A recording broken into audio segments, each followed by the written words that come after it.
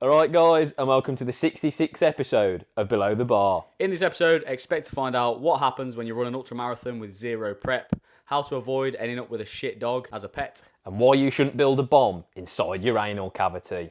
Let's get into it.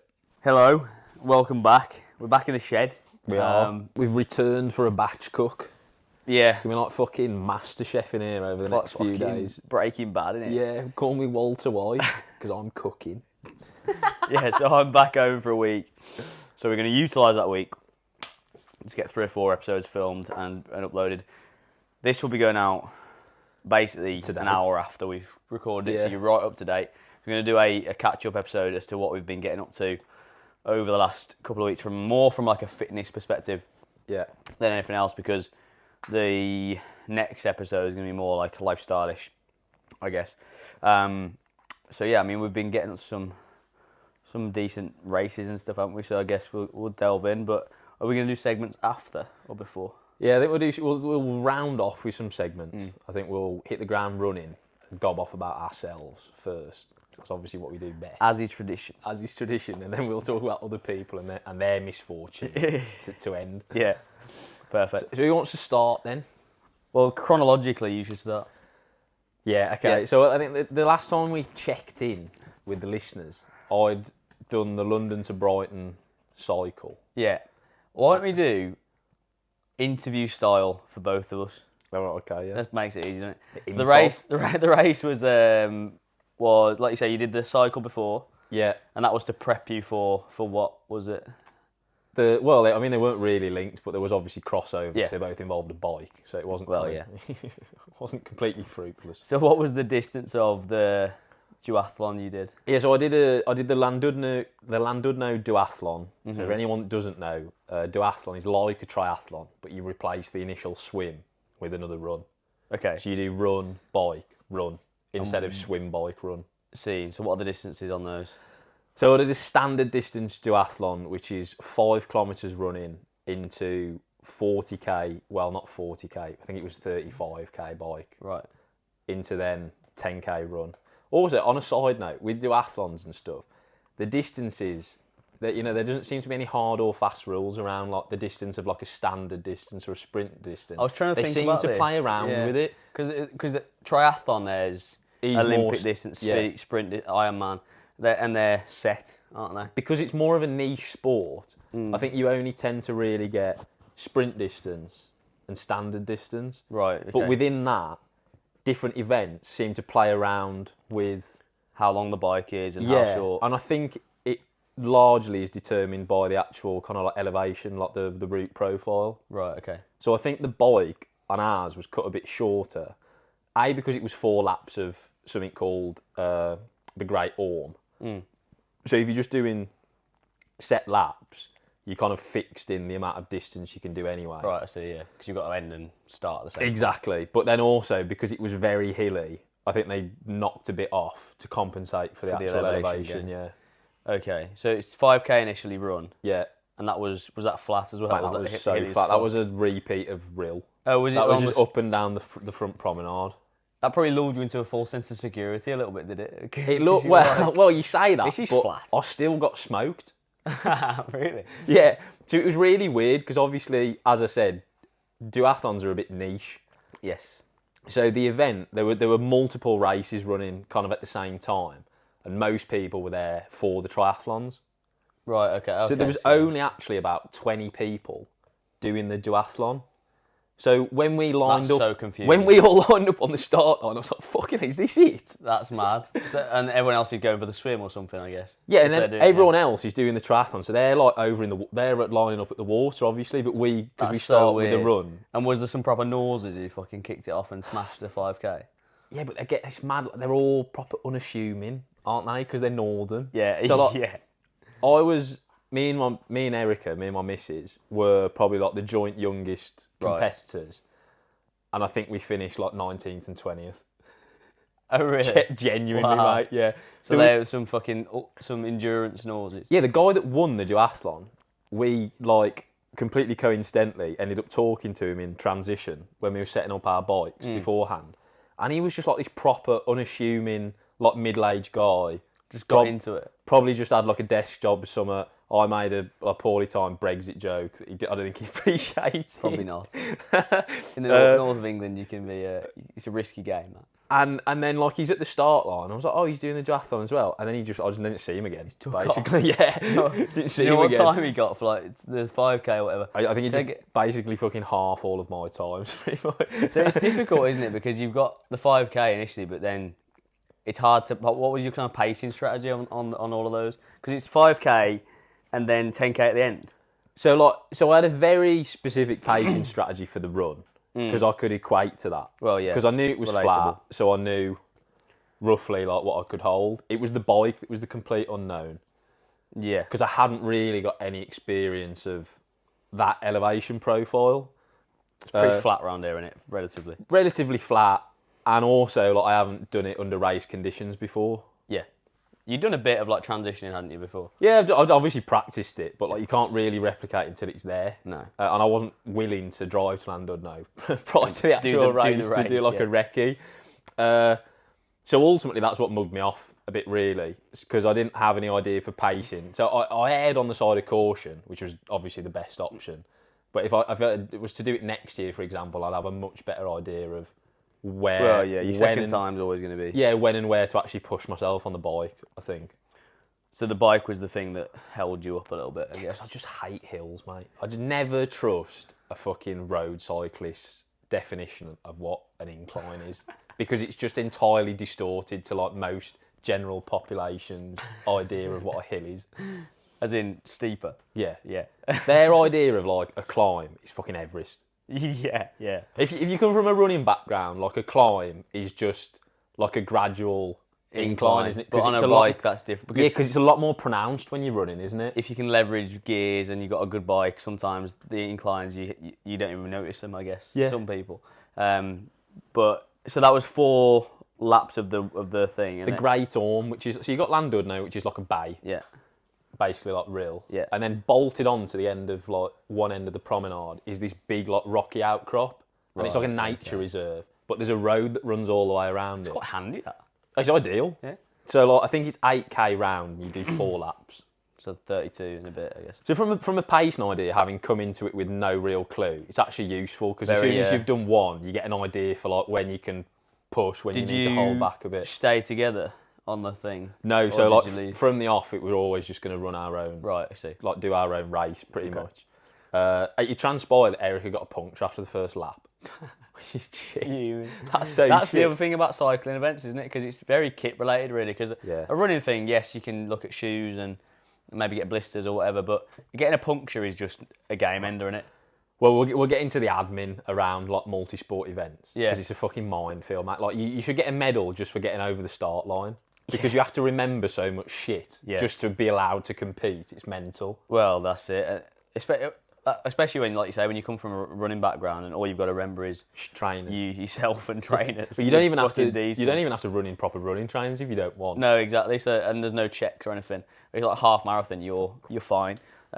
Whereas these like triathlons or anything else really. And because it's such a long event as well, relative to like a 5k or a 10k, there's obviously loads of admin that comes with fueling as well. Yeah. So you need to know when you're going to fuel, kind of like it needs to be on your person, because obviously as soon as you leave the transition, you're out then.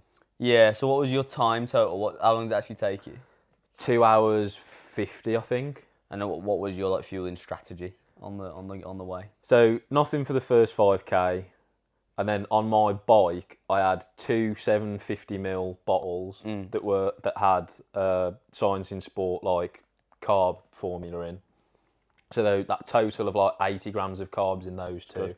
Yeah. And then I had 2 of those beta fuel gels. So like another 80. Yeah, another 80. And I did the 2 bottles on the bike and a gel. And then I left one of the gels for midway through the final run. 10k. Did you do any electrolytes? Yeah, I also put electrolytes into the bottles. Right. So that was a right fucking concoction, that was. I was going to say, but that fucking tasted amazing. But it still wasn't enough. Well, because like for the first time ever, on the about 2.5k into the final run, I started to get the flutters in my quads. The pulse. You finally felt what that feels like. It's horrible. It's fucking shit. Because anyone who's new listening, Ed's never cramped up before. We've done loads of endurance stuff and loads of racing and that sort of stuff. And even on like longer runs, training runs, I will cramp and my calves will go, whatever. And you've never had that, have you? Camel. But yeah, fine. It basically obviously fine with the happens, mixed modal stuff, I guess maybe that's what it is. You've fatigued, because cramping's one thing. Obviously part of it's hydration and sodium balance. Part of it is just endurance. Yeah, so because there's a reason it happens after a certain point rather than happening straight away. It was a mixture of things. I think obviously the distance. So like, I'd done sprint distance duathlons on kind of like 3/4 before, but I'd never done the full distance. Obviously, wait for the race day to the full distance, and then also the fact that the elevation on the ride was just all quad basically because it was just hills, man. And then you had the 10k, the last 10k that was elevated. That was quite hilly as well, was it? No, it was just flat. Oh, was that flat? But like my quads were just cooked at that point. Okay. So like getting off the bike. I know what you mean. Well, that's a specific skill as well, where you get off the bike and have to run. Because you just have jelly legs. Yeah, it's so hard, especially if you've never done it really as much as you might have done other things. It's like a compromised running effect, really. But if you're doing high rocks, compromised running means you work for like a minute on something leggy and then go to run. Whereas this is completely different because you've sent it basically for like an hour, then you have to run. Yeah, it's like being Bambi, really. Yeah. You're just all over the shop. Well, if you ever done Murph, that's the only thing I can kind of equate it to. But that final run is only a mile, so you can sort of just muscle through that. If you've got 10k, it's always going to catch up with you. Yeah, it just fucks with your running efficiency because obviously like your stride's just not as efficient. Yeah. You can put less into each stride, so it's just like compound effect. Basically. What was your pace for your 10k? Because I bet that was fucking all over the shop. It fell off. I think I was like 4:45 for the initial 5k, and then I held 5 minute per kilometres for the final 10, but I was like hanging on. Yeah, well that's again which that's is normally kind of like a very sustainable pace for me, but again it's that. You bolt it onto the end of a duathlon, it's a completely different kettle of fish, isn't it? And again, like you can't equate. We're talking about this in terms of trail running the other day, but you can't equate it. If you go to one duathlon with a certain elevation profile and say I'm gonna run 5s, that's it. And then you go to another one which you did, and there's a bit more elevation. You can't really say it's the same thing. So while it's the same event, it might be the same distance. The actual elevation and the course itself dictates a lot of actually what you can do and how you can perform. So it's an awkward one really because you can't then take that time and kind of test yourself elsewhere. You basically have to wait until that event runs the following year to try and beat it effectively because, like you said, they're all so unique. Yeah, and like you said at the start, even the actual individual distances are kind of sometimes different. Yeah, so it's hard in itself just to find a race that matches up. It's like the opposite of on high paper, rocks, yeah. Yeah, it's like the least standardised event ever. Yeah. There's some weird gatekeeping in the triathlon community as well, which I wasn't really happy about. What's that? And again, it's always the insecure people that are gatekeepy, isn't it? Yeah. It's just like it's the like you had it on your ultra, but it's the fucking marshals. Oh yeah. It's not the competitors really, because they're just focused on their own. Well, they're there race. to do something. It's the fucking busybodies. Yeah. So like the transition basically is just like a hotbed of nauseas. So like they won't let you in and out without your race number, like it's fucking Fort Knox.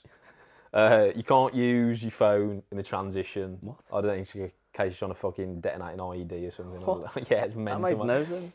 There's really stringent rules around like when you transition in. Yeah. Which order you do everything. Yeah, it's like health and safety. I actually took it to the extreme. So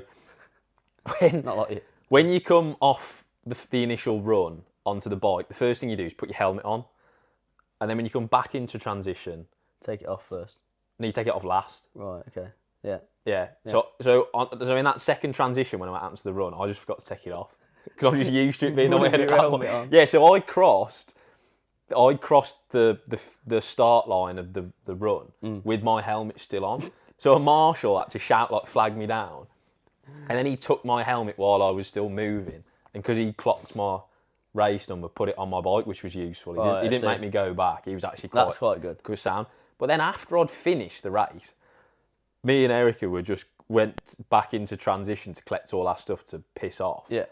And I was on my phone, and I got told off by a marshal for being on my phone. Well, it's not even live? Because we're still under race conditions. That's bollocks, that. Why can't you be on your phone? That makes no sense. Basically, yeah. Bro, I just got smoked by a bunch of 70-year-olds on a duathlon. And I want to tell people on Instagram about it. And the world needs to now know. Yeah. That's mad. Yeah, I don't understand that at all. But then, like you said, but then it's always the kind of insecure people that are kind of gatekeepy about it. Because like I was saying, I was talking to that bloke in transition who then went on to Wood. Yeah. And he was like so unassuming. Yeah. It's never there was no ego on him whatsoever. It's never the competitors really, because they're just there. They're quite nervous. They're doing they're there to do a job. Did you have music along the way or not? I'm always interested to see whether you AirPodded it or not. No, so I didn't see anyone competing with headphones. I think with triathlons they're quite. It's difficult on a bike, isn't it? I think they're quite tetchy because obviously you're on a bike, so you're on roads. And then, obviously, if you're doing the triathlon, there's the swim. Well, yeah, you can't do it the swim. But I was thinking because it doesn't involve the swim, you could do it, but... I'm not sure, but some races ban them. Yeah. You know, because there could be, like, actual qualifying races for, like, British triathlon or whatever. Yeah. Sometimes they ban them because of safety and they have them bone conducting ones you can have. Yeah, which are actually quite good if you use them. Yeah, I didn't see anyone with the bone conducting headphones, but obviously, I'm used to training with music. Yeah. And even when you race... Normally, if I'm doing a half or something, you can have your headphones, earphones, whatever. And then if you're doing like a high rocks or something, there's like music there's on, live music, there's so like people that replicates it. So it was weird being out on this fucking rocky outcrop in North Wales, just basically left alone with my own thoughts. Yeah, because you probably never get that even in training capacity, do you? No, because obviously if you're out on the bike for X amount of time, you're going to try and make it as bearable as possible. Also, Also, there's not much stimulus really. If you were just that's it, because I guess there's no support on those. There's fuck all, mate. Yeah, so you just fucking there like, on your own, which was a bit shit. But like it wasn't because obviously you struggle to appreciate it at the time, but it's incredibly Scenery, picturesque in terms of like an actual race setting. It's probably up there with the best that I've done. Yeah, but it doesn't make it any more bearable really when you're in the locker. And you haven't got any music. And you've got an hour and a half to go. Yeah, literally just clock watching. Like it is shite that. Yeah. No, I haven't really done a race with AirPods in, which is weird. Even that. Remember that 10K we did last year? The Worcester one. Yeah. Even that one, I didn't. I did that one pretty hard, and I didn't have AirPods for that. So I'd like to do one day where I had headphones in because it definitely makes a difference. Makes such a difference. Yeah. You can definitely push harder when certain songs come on, which is mad, but you can do it. So I want to do, because you've got obviously the adrenaline of the race, all the people around you, which makes you faster anyway, and then you've got headphones on top of that, I think, which would make a difference. But like obviously London Marathon, we didn't wear any, I've never had it really. So I want to give that a go. I'm going to try, I said this to Jay, I'm going to try and do Liverpool half next year and put in a PB attempt there, because I think it's a really good course. I know I fucked it last time, but it's a really good course for a PB attempt. Yeah, you just fuck it. Because you go up the hill, and then you're basically just coming down for the entire time. Yeah, assuming they don't change the course, which I don't think they will because it works quite well. Like you said, the first kilometre's a climb, and then everything after that is basically descent, isn't it? It seemed like it, and that's ideal for me. The only awkward bit actually is the final couple of K. You know, you get back into the Albert Dock and it's cobbled. It's a bit higgledy-piggledy, isn't it? It's hard to keep like a PB pace there because at some points you are literally running over cobbles. I'd love to get sub 90 minutes. That'd be my goal. But that's rapid. That is rapid. It's 650 is that per mile. Yeah, I don't work. It's like a 4:15. Yeah, I know it's still quick, but fuck me. 4:10 it is. That would be ace. But that's my idea. Because I was on for a 1:38 without any training. The infamous. And then I died. Yeah. But, I only died like 500 metres away from Jack. I know, you should have crawled. Yeah, if it was 13 mile rather than 13.1, I'd be sound. Yeah, you take it as a 13-mile PB. Yeah, that's what Strava said. Yeah, so that's the plan next time. But yeah, I think having no stimulus when you're competing is difficult. Yeah. After we do this High Rocks at the end of November, I want to try and PB my 5K. Oh yeah. What's your PB at the moment?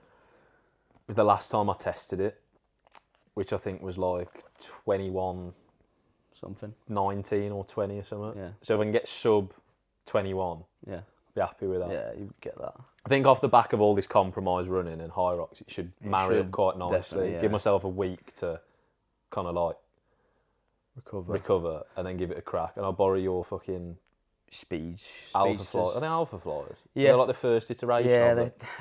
they are. I'm gonna get some of them Puma ones and see what they're like. There's some mental like race day shoes now. So It's I saw mad. a bloke in JD curling in them. Yeah, yesterday. That's sacrilege. That The Alpha Fly 3s. The Alpha Flies are £280. I know. I googled it yesterday. It's fucking insane. After we were talking about it, and he was doing his upper body strength session in them. Yeah, you It's shouldn't be just taking them mental. out of the box until you need to fucking race in them. Well, also they're not really designed to clock up a load of mileage. No. Hence why they're race day. People So do. if you're just walking around JD gym in them, you're mugging unnecessary yourself. Yeah, you're mileage, just yeah. mugging yourself off. Basically. It's like a car that depreciates. yeah. The more you drive it, the fucking further Keep it goes them down. as fresh as you can, and then you'll get the maximum like spring out of them. Basically, Yeah, 'cause also which is what they're designed for. Because You're you getting rid of the spring a little bit, aren't you? yeah. The Puma ones I think we're gonna get are like hybrid between. They're like got a carbon plate, but they've also got good traction on the bottom for sleds. Because people wear them Alpha Flies for the high rocks. I can't see how you can lunge or warball or do You anything can't good lunge in in them. them, mate, because there's no. It's like being on no stilts. lateral stability, is there? No. Well, people wear it. Like, Liam wore them in wherever.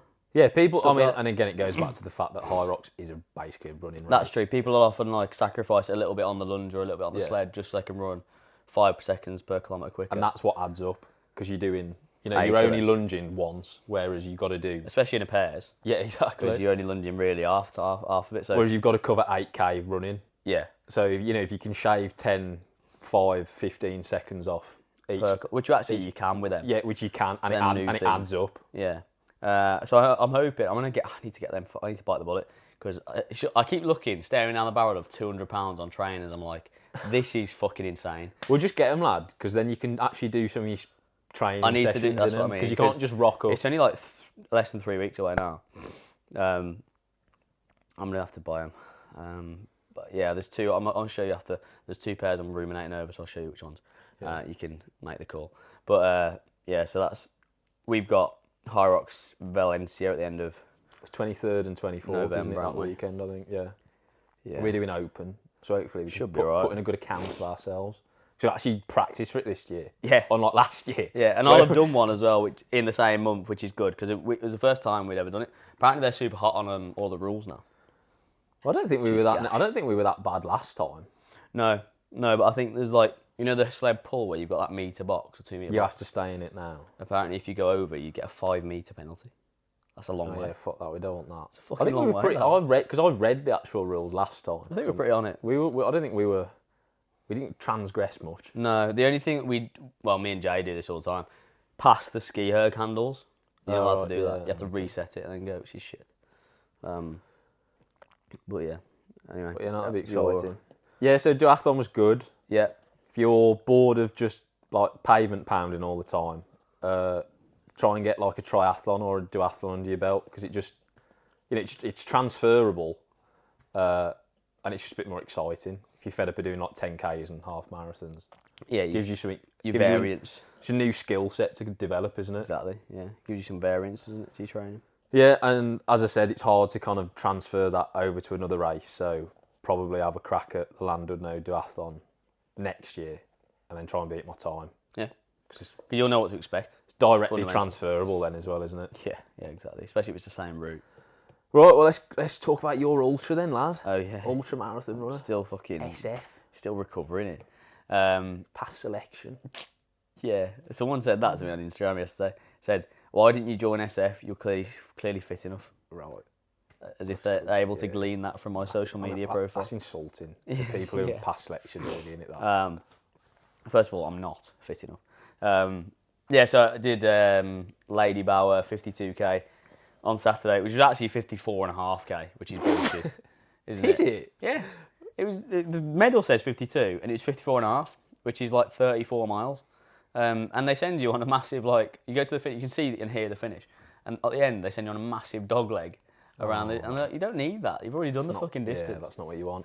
Yeah. How was it then overall? Because for context, you signed up for this on 4 days' notice and didn't train for it. So Yeah, again.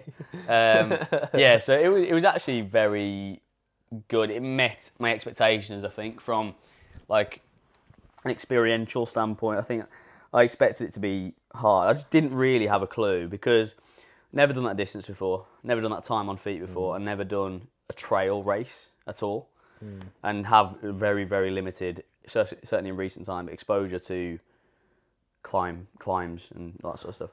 Yeah, it's so different, isn't it? Like we did that, when we did the Canic Chase 10K last year with Sam, which was actually a trail run. It's very different. It's so different. You can't. It's the same as what you're talking about then with like equating times and paces. Like, to say, we ran 7 minutes per kilometre. Like we just got in under an hour, didn't we? I think there. Yeah. And that was like hard. Yeah. And because it's like at certain points, not only are you walking, but actually like horizontally, you're not covering any ground because you're going straight up, aren't you? So it's just eating away at the clock, isn't it? Yeah, like, without you're actually not making any chewing away any of the distance. No, so there was that, and I just had no idea of what to expect. So I knew I'd finish it because unless you fucking brown out or rap, you're gonna finish, aren't you? And the cut-off times, I think, as you were saying, are quite generous because it's like 10 hours. Yeah, and it's like not an entry level because there's nothing about trail ultramarathons or entry level, but like it's designed for people to do their first. I think so, yeah. So for kind of context, I got a phone call on Tuesday last week saying, "Do you want to do an ultramarathon on Saturday?" I went, I plan to go home on Saturday. He was like, and so I changed some plans around, and because once that idea was in my head, I'd already said at the start of the year I was going to do one. I hadn't planned one in, so I thought, fuck it, this is the opportunity, innit? And obviously it took a toll just through lack of training. I think if you trained a little bit, it'd be absolutely fine. You are pretty good at stuff like that, though. I think it comes off the back of being in the Marines. Because they do make you very robust. I'm quite a robust individual, touch wood. But especially with kind of like endurance stuff like that. Yeah, I can just keep going. Like, I think if I tried to do that, it would have broke me. Because I just, again, like if I hadn't trained for it, I just hadn't conditioned myself to the toll. I'm not as robust as you, so it would have broken me, I think. I'm pretty good at just being able to plug away. And the hard thing was the pacing element, because first couple of K are pretty flat, but you're aware you've got 53 of them.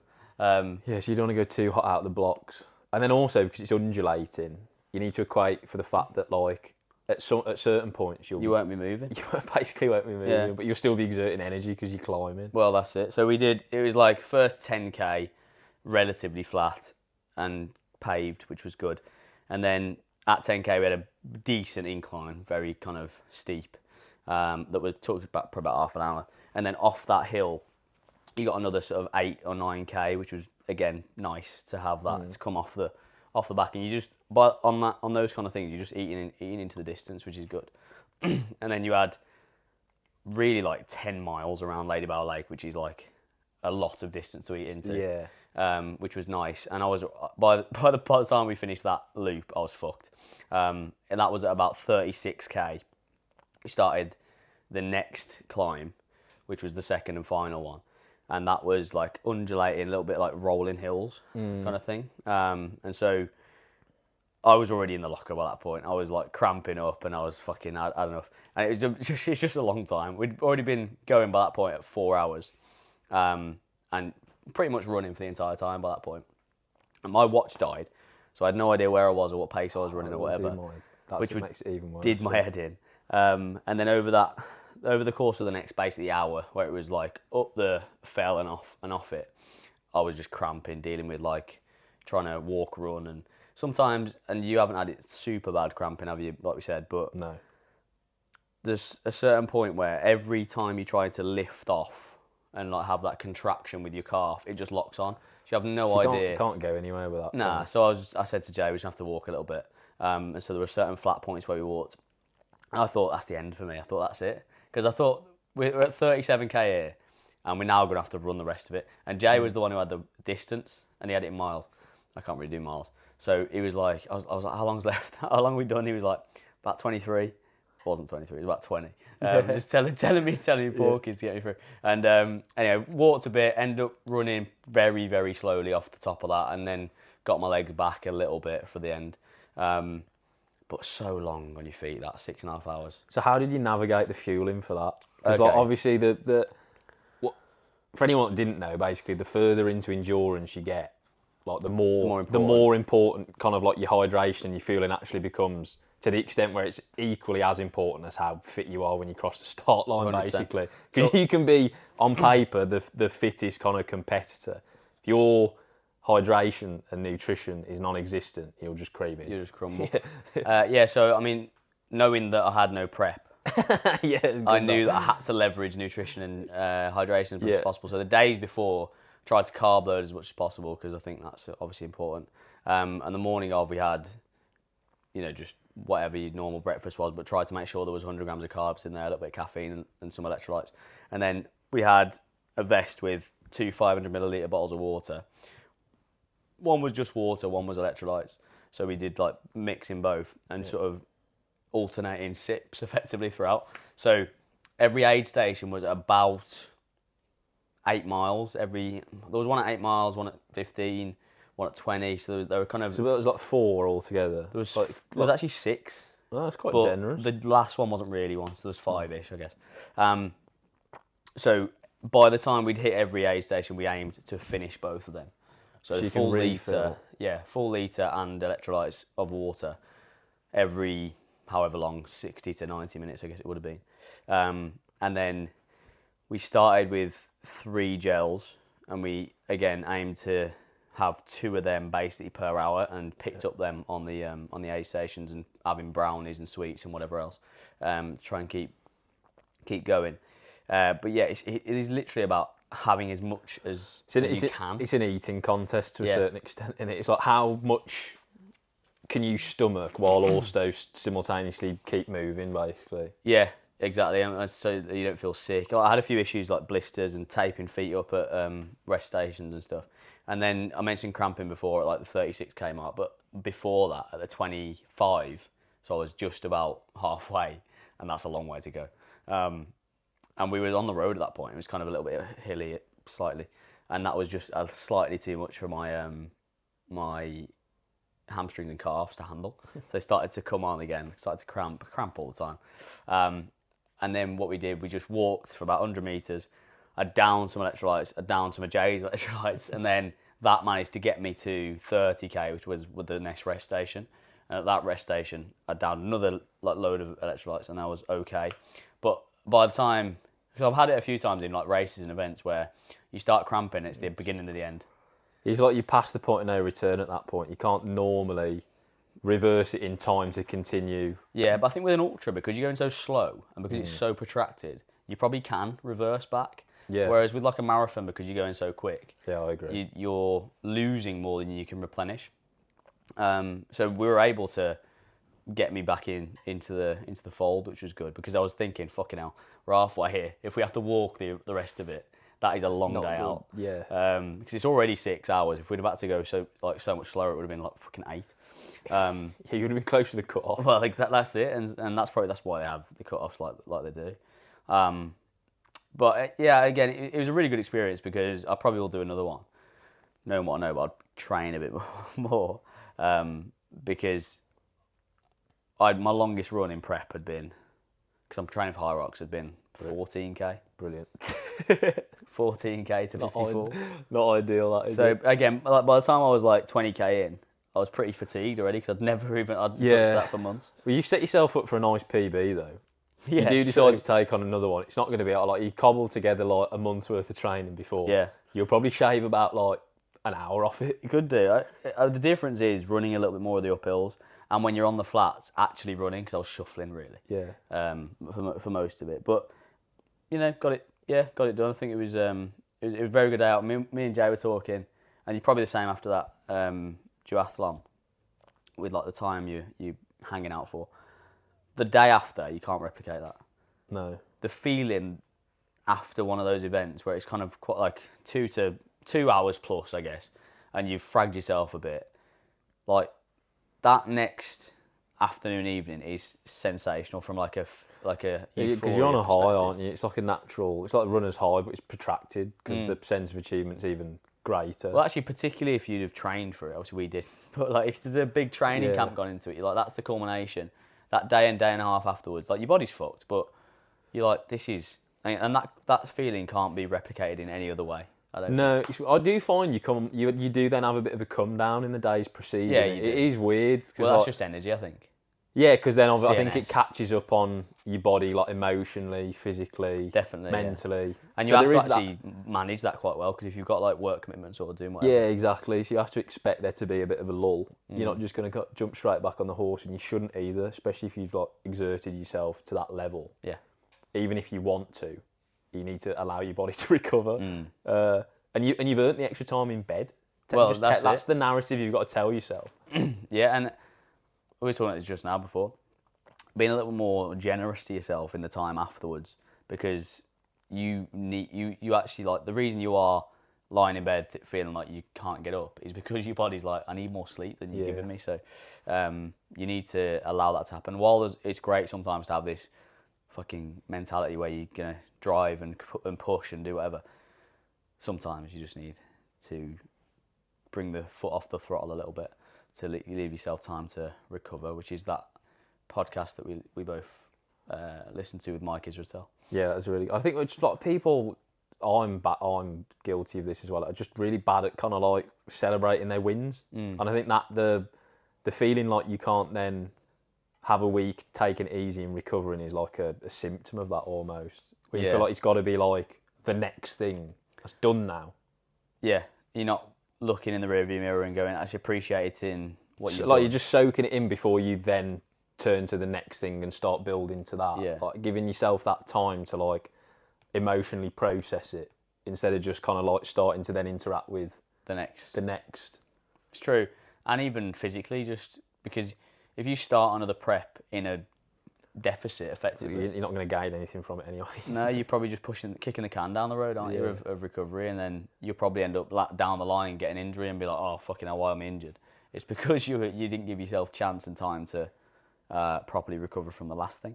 And so you have to, like, again, catch up on sleep, make sure you're getting food as like a priority, like in terms of quantity. You need to get a shitload of that in, but especially if you've done something that again is like endurance-y. Because if it's like high rocks, probably different because it's an hour, like yeah. I guess it depends how hard you go in the high rocks, doesn't it? Like yeah, but I think you're still right. Like it's not comparable, like because it's there's only so many calories you can burn in an hour. Still only 8K, isn't it? Like it's set. Yeah. If we worked out we burnt sort of upwards of 4,000 calories on Saturday, like replenishing that's like a week's job. Yeah, literally, you physically can't replace that in a day. Like you just wouldn't be able to stomach that many calories. So, like you said, you've got to break it down and try and claw it back over the next week or week and a half. And you can be forensic about it, or you can just go and eat as much as you want and just be a little bit of a pig for a week, which is fine. And again, you've earned the right to do that. As long as you don't do it all the time, then that's okay. Because it's like you said, it's about having the ability to celebrate what you've done in the last weekend or whatever. The difficulty is when you have, like we've got now, is something in close proximity. Yeah, so we've got high rocks in 2.5 weeks. So that means it comes back to the point of like don't just cuff an ultramarathon 3 weeks before. Correct. Well, that's the key lesson.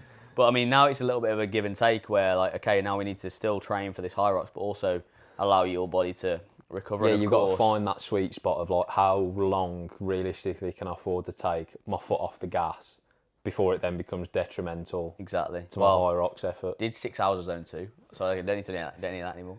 It's just all max effort. all in the same. But no, so it's difficult to know when to go back and that sort of thing. So we're grappling with that a little bit. That's going to be very individual, depending on the person, isn't it? Yeah, and there's obviously a factor of we didn't train, so the process of recovery is going to be so much longer for us rather than if you train for it and you'd be conditioned and you'd be fine. Actually, surprisingly, it's Tuesday now. I feel all right, really. I could run today. I'm not going to, but I could. Please don't. I could run today if I had to. But like, I'm following a program at the moment. I've had to just leave it. Like, I'm not following that today. And there's nothing wrong with that because obviously that program wasn't designed. It didn't have a 54k It run on exactly. Saturday. So like, don't feel guilty that you've had to kind of abandon that temporarily because it would be counterproductive if you tried to keep up with it. Well, yeah. Well, exactly. If I'd have straight on the horse on fucking Monday to do another hour run, I'd be fucked. So sometimes people aren't very good at this. It's called auto-regulation, isn't it? But some people aren't very good at that. If you've got a program, sometimes you have to be flexible with it. It comes with experience, doesn't it? Yeah, definitely. But yeah, so But no good. Another one in the pipeline eventually. Yeah, I would like to do 100k at some point. Well, what you should do is when you decide that you're going to do your 100, you obviously then sign up for a 50 in training for that, and then you can, 2 for 1, isn't it? You can PB your 50, and then you can build to the 100. Yeah, definitely, and that would obviously be a process of training because 100's a different beast. Especially if it's one stage. Yeah, I was thinking last night, it's not running double, that's fucking long. If it's a multi-stage one where it's like 50 over 2 days, then that's different again. But if it's just like in one bite, 100, that's sub 12 hour 100 would be good. that's stinking nice. That's and that'd have to be a bit flatter, I think, because navigating hills while you're doing 100k is a bit. And that again, that is even more so just about your fueling as well, isn't it? 100%, and mileage.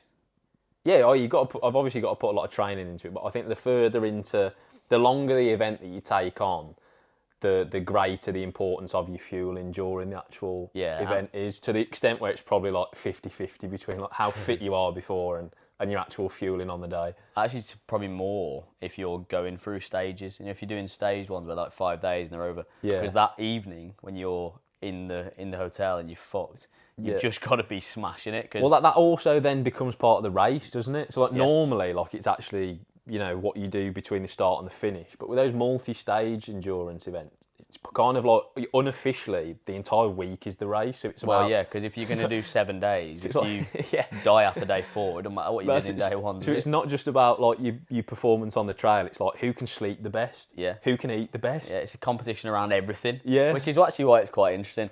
Because it's not just, like you say, about the physical performance, and there will be an element of those distances which are just purely psychological as well. Yeah, and then it's like getting yourself up at 4 a.m. the 5th day to go and run 50k is like fucking fair play. Do you know what I mean? Yeah, just like trusting the process, like ignoring all the signs that your body's telling you to stop. All the niggles that are inevitably going to be there. Like we were both saying on Sunday, woke up walking around like limping a bit, ankles are a bit tired, knees fucked. And some people, we spoke about this thing last time, some people will read too much into those things, where they're like, oh, no, I'm injured. Well, you're not injured. Pander to you just fucking ran 50k. There's a reason your knee's a little bit sore. It's just like, leave it a day or so and it's okay. But no, luckily, touch wood, no injuries. That was my only success criteria coming in, by the way. I think that's the only success criteria you could have, to be honest. Like, I mean, you've executed your game plan perfectly, really, because you completed it, and the worst that came of it was some fatigue and some blisters, really. Yeah, that's fine. Again, to be expected. A lot worse, you know what I mean? Well, this is the thing, because there's a added danger when you're fatigued and you're coming off technical trails. That you're just going to roll an ankle so easily, twist a knee or do whatever. And we luckily didn't. I had to rein Jay in a few times though, because he was pissing off. Like naturally, he does. He was just fresher, and I was having to be really careful with my footing and stuff, because it's weird because your quads are fatiguing so much. I didn't have the ability to control. So if you going down misplace steps, your foot in, there's no brake. Exactly. Just fold. I was having to just slow it down, and that's just again probably experience. I've done those kinds of things before. I was thinking though, and obviously you're conditioned to it. The 30 mile you're doing the Royal Marines. I don't know how the fuck I did that without cramping. Yeah, it's mad, isn't it? Really, I think that's why civilians who haven't been through that process find it so awe-inspiring, I guess. But then people who have been through the process kind of brush it off, because obviously everything's building up to that. It becomes part of it. So you basically spend the 30 odd weeks conditioning yourself up to that. But if you kind of just looking at it as an outsider raw, you think, fucking how do you even do that? Well, yeah, it feels really out of reach, doesn't it? Well, and again, like doing 34 miles there, unweighted, versus what it would have been 30 miles with like 20 kilo. I was like, how over bog.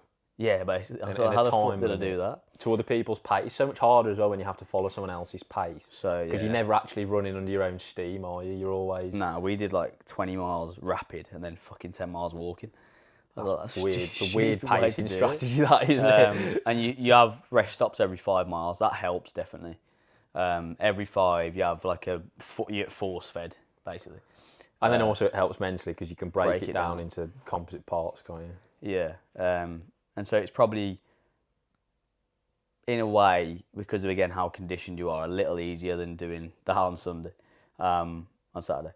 But obviously the added weight is a massive consideration, because if you'd have put fucking 20 kilos more back on Saturday, I don't know if I'd have done as well.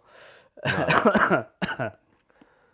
Well, yeah, you've got 2 high roxys left this year. I've got 1 and a half marathon. Which that one? Doesn't really a Rona. Oh, in yeah. In Italy. Oh, yeah. That'd be good. Yeah, so I found it's like a picture like Lake Garda, basically. And we're going to try and PB my missus' half marathon. It's entirely flat, which is why we Should picked be it. absolutely fine. And it's obviously very picturesque because it's up in the kind of Italian alpine lakes. Yeah. So that should be good. But again, like, that's more for her than it is For you. for me. Yeah. What are you going So for time-wise? 1:55 or 2 Yeah, hours? sub 2 basically. But so we'll stick to the race pace, and then last 5k, see what we've got to play with basically. Maybe try and turn the dial. But yeah, my objective obviously is to smash this high rocks that we're doing. Yep. Because I want to get sub 60 if we can. Yeah, that'd be good. Because we obviously turned up last year and got like 104 or something with no planning. Yeah, so didn't prep at all. I'd like to think that the kind of the 5 or 6 weeks of actual dedicated, targeted prep I've put into this one. Yeah. Will You just got to be careful with impact as well a little bit, because sometimes when you start to ramp up mileage, doesn't it like fuck with you? But you've been running more. That's it. So like my actual in training, I'm not really increasing my weekly mileage that much over the training block, but it's the intensity and pace of that mileage. Because you only need to be able to run 8k. You basically need to be able to run for an hour, I think. That's it. Like really. But so for like the past, all the way through my training for the duathlon and stuff, I've kept my weekly mileage at about like half marathon distance, slightly more, like 25k. Yeah. So I'm not really increasing it at all through this training block. It's just the breakdown of the pace that that mileage is run at. So in the past, the majority of it was like easier stuff. So basically, we're just kind of like doing it more at tempo paces and kind of faster. Well, that's it. I've just programmed Jamie's peak week for next week. It'll be there in a week to deload and then race. And it's just all faster stuff, just making sure you're comfortable with the pace, breaking the race down into its component parts. And like you said, because the distance isn't actually that far, so there's not really much point in just adding like junk miles on. It's the quality of the distance you're actually running. Well, this program I'm on, he's progressed me up to like 80 minutes, which even then I think is pretty exag. It's probably pretty. Yeah. I think, to be fair, it's programming you up to an individual pro. You need to have a bit more in your tank, isn't it? Because the workload's not shared. So I think provided you can do your race pace aim 8 by 1k. If you did that as a workout with like a minute's rest at your race pace, you're probably fine. You're laughing, yeah. There's some free high rocks tips for you there. Actually, I saw this the other day. We need to cover this. This can be a transition into our segment. So, saw this kind of like archetypal TikTok coach. The kind of like really like high contrast like mirror shot of him topless in like a commercial gym studio, that kind of aesthetic.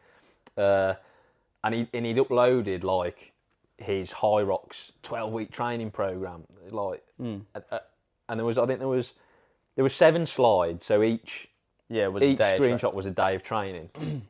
At no point in the entire week did you do any compromised running. That's mental. That's mad. And there was people commenting on this saying, "Oh, this is great. I'm going to follow this for my High Rocks." I was so close to calling him out in his own comments, but I'm like, I'm not about that. You should have just done one yourself. You put another one together. Do exactly the same thing. Mirror shot. and just a better, But it was like, weaker training. I had to really like bite my lip because a lot. Obviously, he's a charlatan. You got to call him out. Like he obviously doesn't know what he's doing because he was doing like one of the workouts was just like half of the High Rocks workout stations, like executed on their own in like 4x10, like bodybuilding parameters. So you do 4x10 wall balls with 2 minutes rest. 2 minutes rest between each set. That's mental. And then you go into your sandbag lunges and rinse and repeat. That's insane. Like if you followed that and rocked up to a High Rock, you'd just cream be in. fucked. Yeah, you'd probably get through it, but you'd be. It wouldn't be quick. No, Because you haven't actually trained what it's testing you on. Unless those sandbag lunges are with a fucking 100-kilo sandbag, which maybe is probably what it means. So again, and I just feel bad for all those people in the comments that follow that program because they're not really going to hit their goals off the back of it. But that's not my problem. No, but it's coming in. It's coming in. These fucking High Rocks. Keep fucking forgetting about it. I mean, we've got this week of training, and then I'll have a peak week. I'm just gonna follow the same as Jay's, and then the week before, and that's it. Job done. Yeah. So not this week. The following week, I'm gonna do a sim, not a full sim. I'm gonna cover the full distance running, but just break the stations down into 50%. That's what I've done before. Yeah.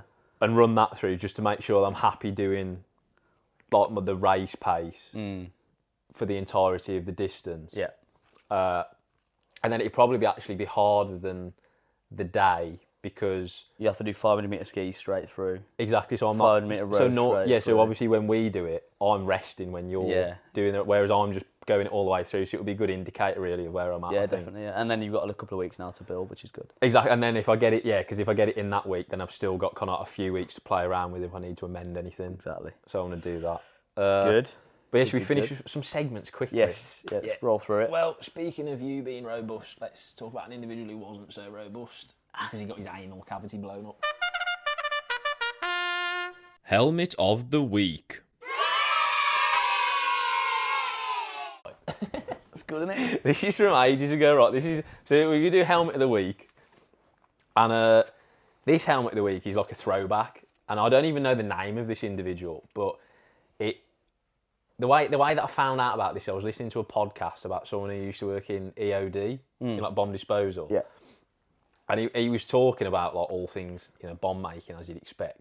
And he was talking about this one individual. I think they were probing him about like how bomb making has like evolved over the course of his career and some of the weirder encounters that he's had with like more experimental type bombs. Yeah.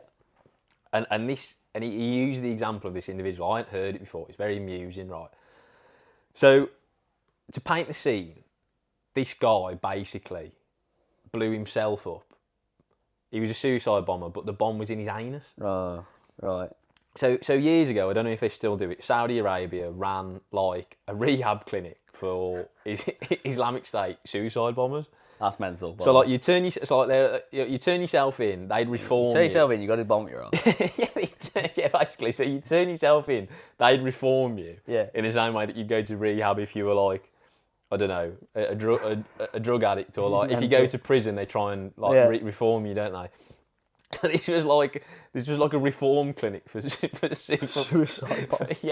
For aspirational suicide bombers. That's right? Absolutely mental. So this guy, who was like the big guy on campus for like kind of the go-to IEDs, he was like one of the big wigs in Al Qaeda, or I think it was Al Qaeda because it was a while ago now. So he basically got his brother to turn himself in. His brother was a wanted kind of like known terrorist. So he convinced his brother to go to this kind of like rehab clinic because at the end of this, if you pass this rehab clinic or this reform kind of process they give you attend a ceremony with the Saudi Arabian interior minister. So someone quite hot, and obviously the way that the Saudi government works is all of the key positions are held by the royal family, basically. So he's a bigwig. So he convinced his own brother to go through this process so he could then design a bomb that he could put up his brother's arse. Oh, that's fucked. To then detonate it when he shook hands with the Saudi interior minister. And did he do that? This is the best bit, right? That's amazing. So he designed this tiny bomb that fit up his brother's rectum, Right. with a tiny little mobile phone that detonated as well. So he's got signal in his own arse. I mean, that in itself is impressive. Yeah. So what he does... 4G towers in fucking Saudi are doing bits there. Like. Yeah, it's 5G anus, mate. Yeah. So he's gone through this entire process, giving it Billy Big Bollocks about how he's reformed it. He's not a jihadi anymore. Yeah, he's not into suicide bombing anymore. Gets you to this ceremony. Suicide bombing. Mate, that's the headline. That's the headline they didn't fucking act on, innit? This suicide bummer. Yeah. He'll bum your head off. Yeah. Right. Go on. So he's put a bomb up his brother's arse for his brother to... I forgot the best bit, right. So he's in this ceremony. He gets to his turn, right. This is the neck on the bloke as well. He asks the Saudi Interior Minister to borrow his phone. To pull his finger. Basically, he asked the Saudi Interior Minister to borrow his phone so he can dial the phone in his own arse to detonate the bomb, right? The neck on him. He detonates it, but unfortunately there wasn't enough explosive in the bomb to have the desired effect. Right, and also because it's in his anal cavity, like his bomb is quite compressed. Basically acted as like a little blast chamber. So what's actually happened is he's just blown up his own rectum and coated the Saudi Interior Minister in his own claret. Yeah. Basically, he's unscathed, but this bloke now he's just like in pieces around. He's dead. He's been blown to high heaven. I thought you just had a pretty wide open arsehole. No, so apparently this guy was saying that like Precision bombing. he was working in like private security at the time or something, so he had dealings with this incident after it happened. Yeah. Apparently they had to like scrape him off the ceiling. That's mental. Fucking hell. That is mad. Imagine the neck of it. The whole thing is mental, right? So he's like, you've convinced your brother to blow Why in his arse? Yeah. That's the first thing. They wear pretty flowy clothing. Yeah, just strap it to your it thighs. Yeah. There's an It'd be ulterior so invasive. There's an ulterior motive there. He just wanted access to his brother's arse. A bit sus, that. I'm sure he didn't put it himself. But it's the fact that he asked for the bloke's phone. So he really thought he was getting one over on the Interior Minister. The fucked up thing is, or the thing he really didn't consider is, even if this worked, he wouldn't see the benefit anyway. That's the whole flaw of suicide bombing, isn't it? Really? It is amazing. Because you don't really have the luxury of admiring your work. Well, they think that their admiration comes from the afterlife, don't they? I think they're told that they kind of, X, Y, and Z. It's a lot of betting to put on that, though, isn't it? Yeah, they're told that kind of like X, Y, and Z's waiting for them in kind of, whatever they believe is waiting for them after, which obviously it isn't. I don't want to piss on the bonfire, but it's not. So if you unpack it in the cold hard light of day, he's basically just blown himself up for naff all, really, in front of a load of people, which is actually hilarious. And he's ruined a perfectly good ceremony. Yeah. That's mad. I mean, probably the reason as to why they usually use a vest. Yeah, because you can actually pack enough explosives to do damage. The reason why they don't commonly put it up your arse, shove it up their bum, the old sex toy equivalent. Yeah, so maybe he was just really randy. He thought, I feel fucking great. Yeah, so this is a legit news story and you can find it. I don't know the guy's name because the article that I found didn't kind of name any individuals, but if you search kind of like anal cavity suicide bomb, Saudi Arabia, sounds good. Along those lines, yeah. Probably search it with parental controls off. yeah. Don't click on any porn websites because you could get some mixed results from that search. That advice did not come from us, and you will end up on a watch list. So you got to think, how much do I want to see? How much do I want to find out more about this? Do I want to work for MI5 when I'm older? Because that will preclude you. Could be a sticking point. That. Yeah, they do actually go through your history, Yeah, I know. When you go certain clearances, it's mad that they actually fully go through everything. Even in the police, they like the vetting for certain kind of like departments within the police and then the security services. Like they will ask you quite frankly, like, do you watch porn? Yeah. Stuff like that, because they need to fully like profile. Yeah, they need to profile you. It's fucking mad. Yeah. I've had a few mates who've gone through that process. They say it's quite invasive questions actually. which is hilarious. Imagine being the person who has that job. You must lose all faith in society. Yeah. You know, like asking like the everyday person Yeah. what their fucking fetish is, basically. Like, fuck, I've really? heard anecdotally, the more boring you are, the more suspect you actually sound. Because if you are just quite a tame individual or whatever, or like you just like you don't. Where do you get your kicks? Yeah, you don't watch porn, you don't drink. It's like you're just trying to appease them. Yeah, like So you've been that- living your life the entire. So then that'll actually protract the vetting process because they're trying to like find out whether you're bluffing them or not. They're trying to find all the gay porn on your Yeah, on your yeah. on your hard drive. So it's actually better to be a dirtbag. Yeah, and be be honest. upfront about it. Yeah. So yeah, That's fucking that. That's mad. fucking meant. I mean, we don't. That's the first helmet of the week that we've had. We don't actually know the individual's name. I think, but No, he but- deserves his time in the sun. Yeah, he does, because I mean he's dug out for it. Let's just say. Well, he has. He's blown up for it. Been through a whole fucking rehab process first of all. Yeah. So that was helmet of the week. Do you want to finish with the pet peeve? Yeah, this is again as true to form. This is quite random. Yeah, we've covered the full spectrum again. Yeah. On the Brummy Brothers, you can always expect that. ADHD central. That's it. Brother, what's that? What's that, brother? So yeah, my pet peeve. I now live in a highly populated area of dogs, right? And I now see the whole spectrum of dog ownership. The dog, dog ownership per capita in Saddleworth must be like some of the highest in the country. Really, It's quite significant. You're talking 3 dogs per individual, really. In some, Yeah, it's a in bit some like cases. it's a bit like the gun to person ratio in Texas. Yeah, Same sort of thing. Basically. Probably better way around with dogs. But anyway, my pet peeve is just shit dogs. So what I mean by shit dogs is people who choose to get and rear. Like just fucking. Well, it is what it is. And I mean, like you yeah. said, you explain it again, but it does what it says on the tin. I'll just say it again. I'll just say it again. Yeah, Shit I mean, dogs. and like it's subjective, but it's not subjective because we all know what a shit dog is. You've all seen a dog. You're like, what? How can you love that? You know what I mean? How can you choose it? Because this is the thing, right? If you're going to get a dog, there's a certain level, regardless of the breed, certain level of walking, care, money, attention it needs. Yeah. So that's just a given. So you may as well get a good one that's like cute, clever, and whatever, than just skimp a little bit and get a fucking shit rat bag. That is the rat bag ones. It's like because I'm obviously a big advocate of if you're going to do something properly, do it properly. Yeah. And the same applies for kind of dog ownership. So if you're going to get a dog, get a proper dog. Well, that's it. That fulfills all the stereotypical criteria that you'd want from a dog. The little shit, they're not like bulldogs, are they?